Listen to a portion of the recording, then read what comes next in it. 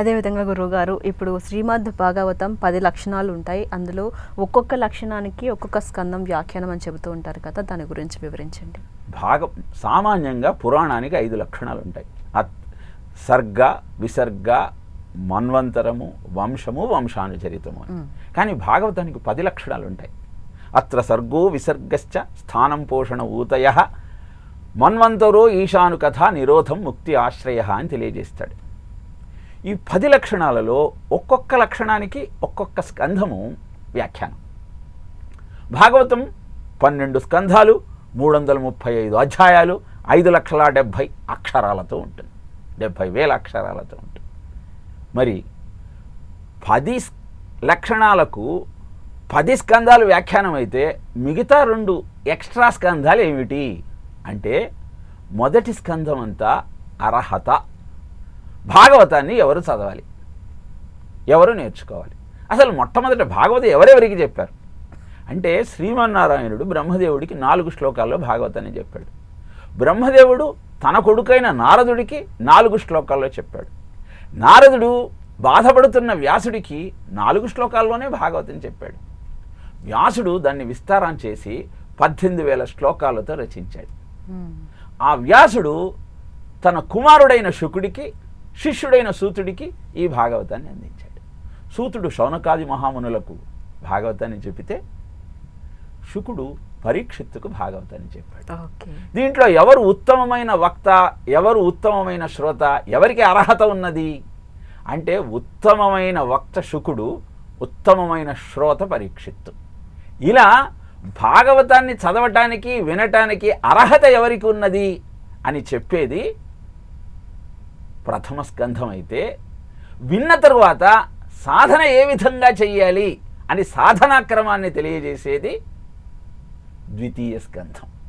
అర్హత, సాధన, ఈ 2 భాగవతంలోని ప్రారంభ స్కంధాలలో తెలియజేసి అనంతరం భాగవత రచన ప్రారంభించాడు వేదవ్యాసుడు. ఇప్పుడు మనకు సందేహం కలుగుతుంది, మరి శుకుడు, పరీక్షిత్తు వీళ్ళంతా చదువుకున్నారు కదా, మనం చదవచ్చా, మనకు అర్హత ఉన్నదా అంటే, పరీక్షిత్తు ఎప్పుడు భాగవతాన్ని తెలుసుకుందాం అనుకున్నాడు అంటే, 7 రోజులలో మృత్యువు ఉన్నప్పుడు ఆయనకు భాగవతాన్ని వినాలన్న ఆసక్తి కలిగింది. కాబట్టి ఎవరికైతే 7 రోజులలో మృత్యువు ఉన్నదో వాడు భాగవతాన్ని అధ్యయనం చేయాలి. కానీ గురువుగారు, మృత్యువు ఇప్పుడు వస్తుందని మనకి ఈ కలియుగంలో అయితే తెలియదు కదా. బట్ చాలా మంచి ప్రశ్న అమ్మ. కానీ అందరి మృత్యువు 7 రోజుల్లోనే ఉన్నది.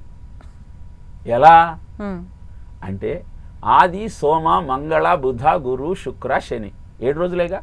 ఈ 7 రోజుల్లో ఏదో ఒక రోజు ప్రతివాడు శివార్పణం కావాల్సిందేగా. కాబట్టి 7 రోజులలో మృత్యువు ఉన్నది అని చెప్పటంలో ఆంతర్యం ఏమిటంటే, కాలస్వరూపం 7 రోజులే నాయన.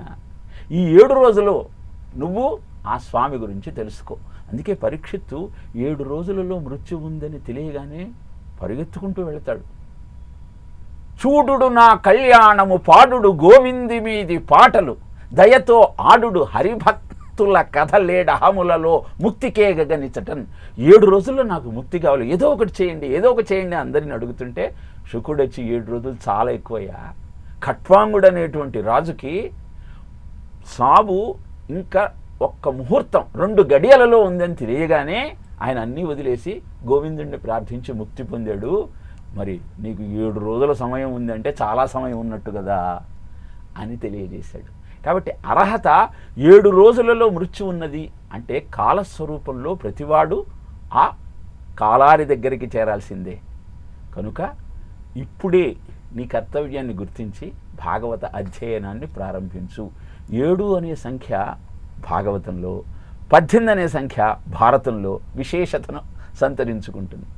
ఎక్కడైనా 7 ఓడక వింటి కోపమున్న మహోరగమున్గొని వచ్చి మారుమాటాడకయున్న మజ్జనకు హంస తలంబున పెట్టి దుర్మద క్రీడ జరించు రాజు హరకేశవులడ్డుననైన చచ్చుపో 7వ నాడు తక్షక ఫణీంద్ర విషానల హేతి సంహతిన్ అంటాడు శృంగి శాపమిస్తూ.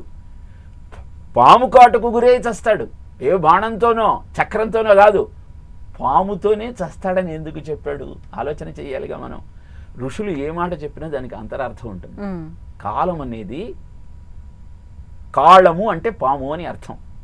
కాళం అనేది కాలానికి చిహ్నం, కామోపభోగానికి చిహ్నం.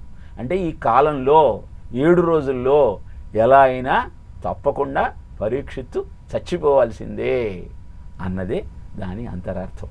కనుక ఆ అంతరార్థాన్ని గ్రహిస్తూ అధ్యయనం చేసే ప్రయత్నం చేద్దాం.